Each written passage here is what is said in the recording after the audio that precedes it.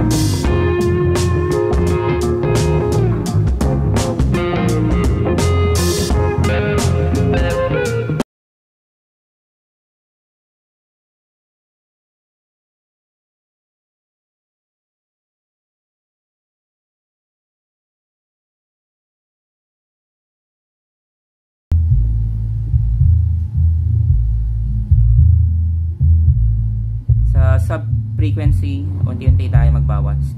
Tingnan natin yung lambot.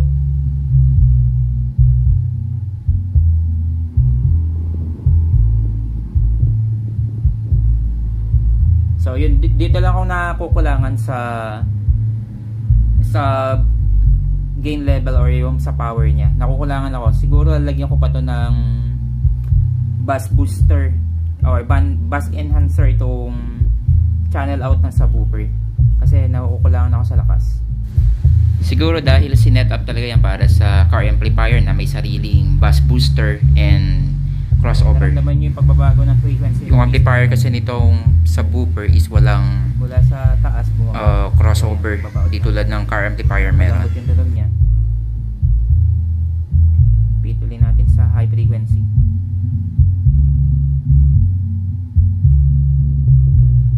So maglagay ulit tayo ng volume para sa ating boses.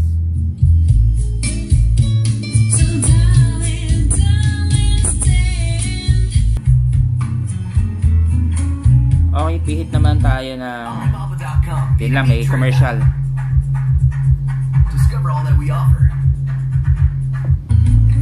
Pihit naman tayo ng wavy na pihit, yung parang katulad sa jazz or rock.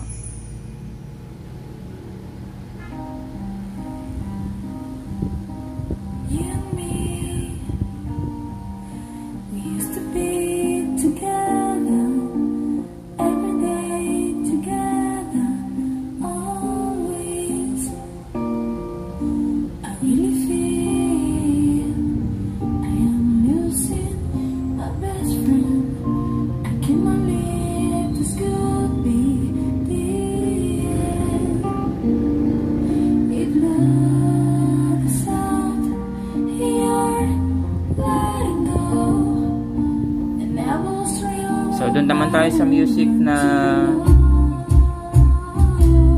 pang sayawan. Techno remix. So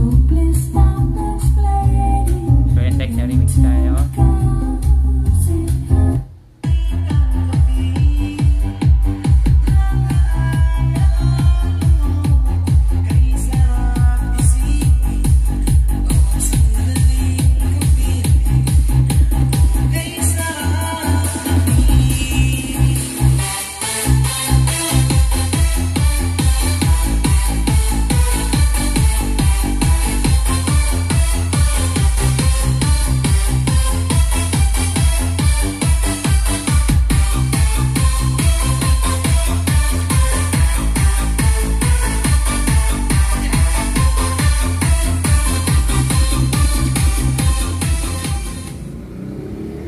So yun, mga ka-DIYers, nadinig nyo naman yung pagbabago ng music.